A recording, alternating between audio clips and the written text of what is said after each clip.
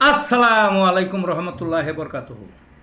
তে বন্ধুগণ, আশা করি আল্লাহ পাকের রহমতে সকলেই সহি সালামতা আছেন। তে কবি গাজী আক্কাস আলী ইউটিউব চ্যানেল 017140885009 এর পক্ষ থেকে আপনাদের সকলের প্রতি রইল একান্ত আন্তরিক শুভেচ্ছা ভালোবাসা। তে বন্ধুগণ, এখন আপনাদের সামনে যে বয়ানটা রাখবার চেষ্টা করব, বয়ানটার নাম হলো চর্মরোগে হোমিওপ্যাথির বাজিমাত। কি? চর্মরোগে হোমিওপ্যাথির বাজিমাত। চর্মরোগ ভয়াবহ ভয় একটা রোগ। ওই মনে করিলেন না যে এক জায়গায় একটু খজলি দিলেন, এক জায়গায় একটু খাইজিল, একটু ডইলা দিলেন, খাইজিয়া দিলেন, হয়ে গেল, তা না। বিপর্যয় ঘটে মানুষের, সারা শরীরে থোক বোগাইয়া ওঠে, ঘুমাইতে পারে না, রাত্রে আরও বাড়ে, দিনটা যেন তেন কাটে, রাত্রে বাড়ে, খাই জানে দিলে রক্ত বেড়ে ঘা হয়ে যায়, জইলা যায়, পুইরা যায়, গরম দগ্ধ, কঠিন অবস্থা।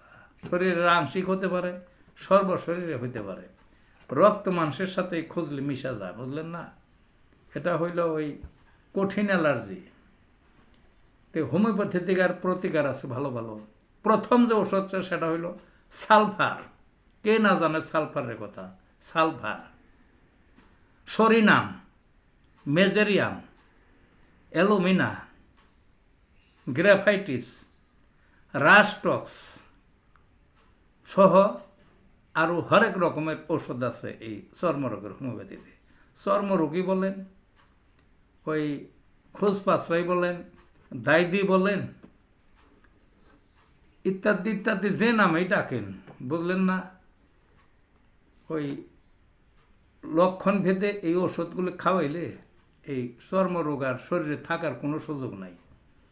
তে ভালো থাকুন বন্ধুগণ।